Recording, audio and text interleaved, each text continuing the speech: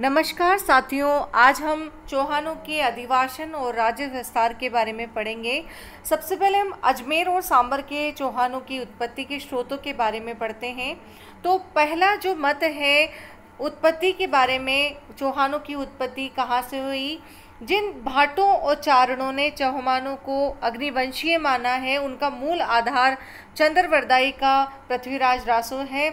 और इस पुस्तक में कथानक मिलता है कि जब ऋषियों ने आबू में यज्ञ करना प्रारंभ किया तो राक्षसों ने उसमें हड्डियां और अपवित्र वस्तुएं डालने की चेष्टा की।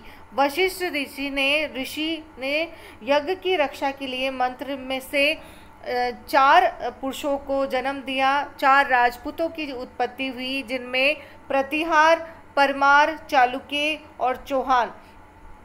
नैन्सी, मूर्णोत नैन्सी और सूर्यमल मिश्र ने भी इन्हीं के आधार पर जो चौहानों को वशिष्ठ के अग्निकुंड से उत्पत्तित माना है। इन तीनों के अनुसार, यानी चंद्रवरदाई के पृथ्वीराज रासु, मूर्णोत नैन्सी और सूर्यमल मिश्रण के अनुसार चौहानों की उत्पत्ति वशिष्ठ के अग्निकुंड से हुई थी।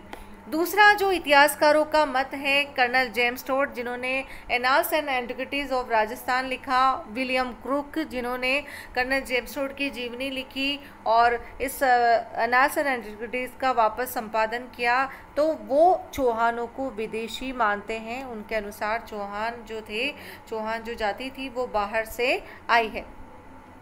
तीसरा जो मत है इतिहासकारों का, वो बिजोलिया शिलालेख में चौहानों को वत्स ऋषि के वंशज ब्राह्मण यानी वत्स गोत्रीय बताया गया है। डॉक्टर दशरथ शर्मा भी इनको ब्राह्मण बताते हैं और इस मत में वो बिजोलिया शिलालेख में विप्र श्री वत्स गोत्रे भूत लिखा हुआ बताते हैं कि बिजोलिया शिलालेख में उन्हें विप्र वंशीय बताया गया है, वत्स ऋषि के वंशज बताया गया।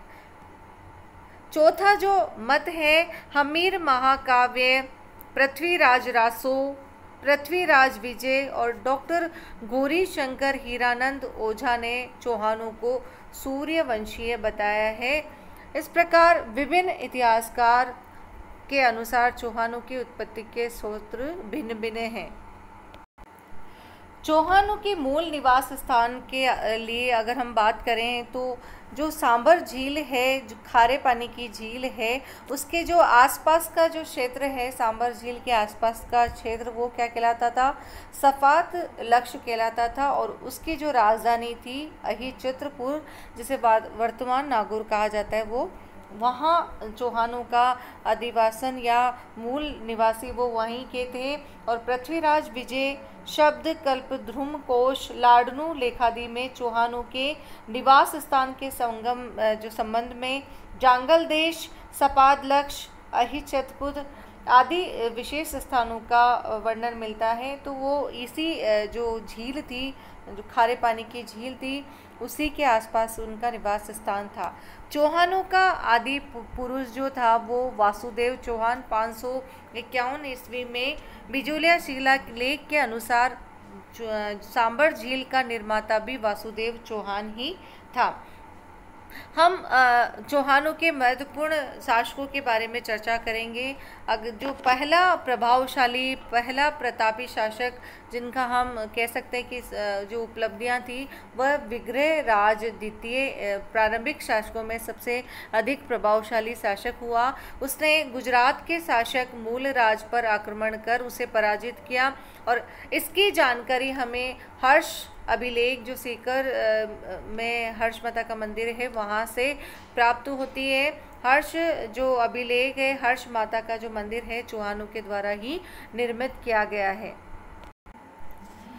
जिस शक्ति का प्रारंभ वासुदेव के काल से प्रारंभ हुआ था, वह शक्ति पृथ्वीराज प्रथम के पुत्र अजय राज के समय में सुदृढ़ हो गई थी, जिससे उसमें राज्य विस्तार हेतु संघर्ष करने की क्षमता उत्पन्न हो गई थी। हम अजय राज के काल को चौहानों के साम्राज्य निर्माण का काल भी मानते हैं कि ये जो काल था वो साम्राज्य निर्माण का काल कहा जाता है।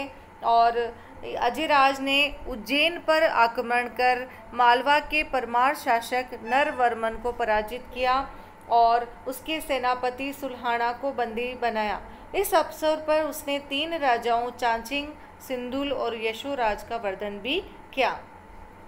पृथ्वीराज विजय के आधार से उसका गजनी मातंगों को परास्त करना भी पाया जाता है। इस उल्लेख में यही सत्यता हो सकती है कि उसने आक्रमणकारी सालार हुसैन या उसके पूर्ववर्ती किसी व्यक्ति को पीछे धकेल दिया हो। मालवा के परमाणु को दबाए रखने के लिए, उसका शत्रुओं से अपनी सुरक्षा करने के लिए उसने अजमेर दुर्ग का निर्माण किया। अजमेर, जो वर्तमान अजमेर है, उसकी स्थापना अजयराज के द्वारा ही किया गई, अजय दुर्ग जिसे कहा जाता है। इसके अलावा उसने चांदी और तांबे के सिक्के भी जारी किए और उनके कुछ सिक्कों पर उसकी जो पत्नी थी सोमलवती, उसकी पत्नी थी सोमलवती, उसका नाम भी उसके कुछ जो सिक्के थे उस पर प्राप्त होता है।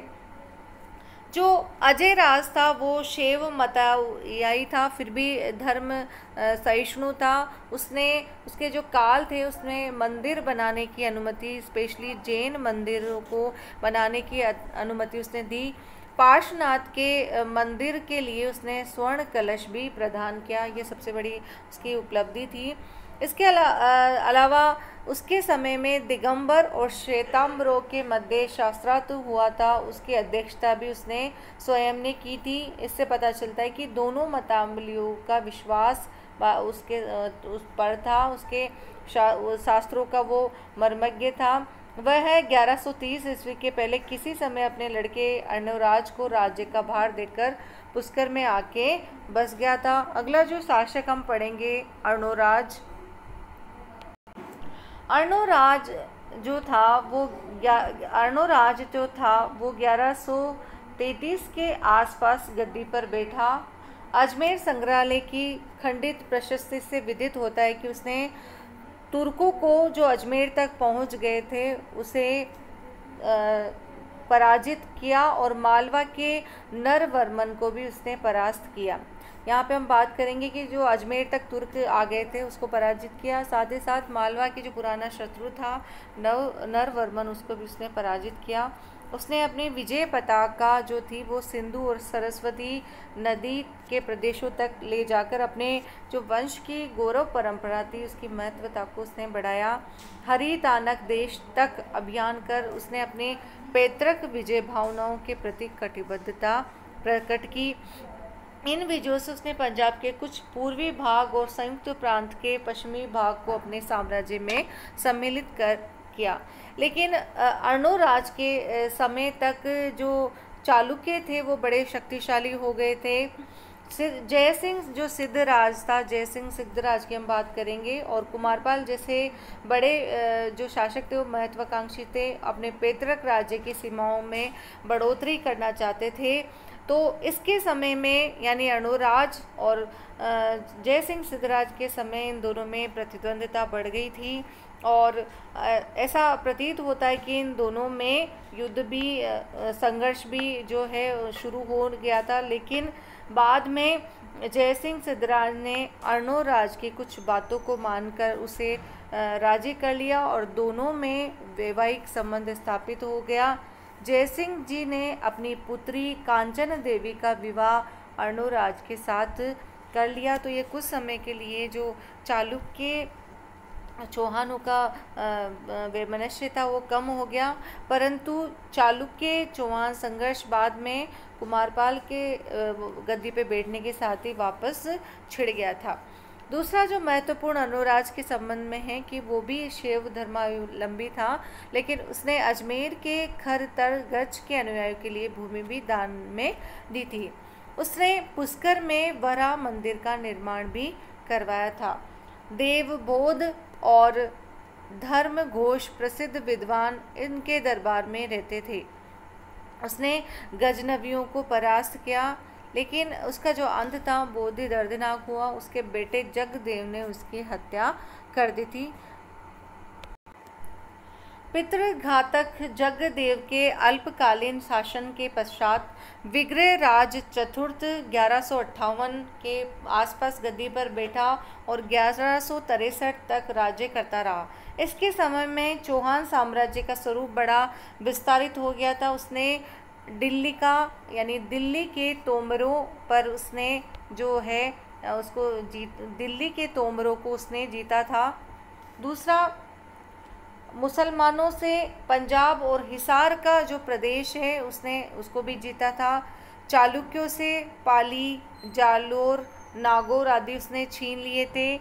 साथ ही साथ वह साम्राज्यवादी विस्तारवादी होने के साथ साथ स्वयं साहित्य प्रेमी था। उसका कटिबंधु नाम से संबोधित किया जाता था उसे।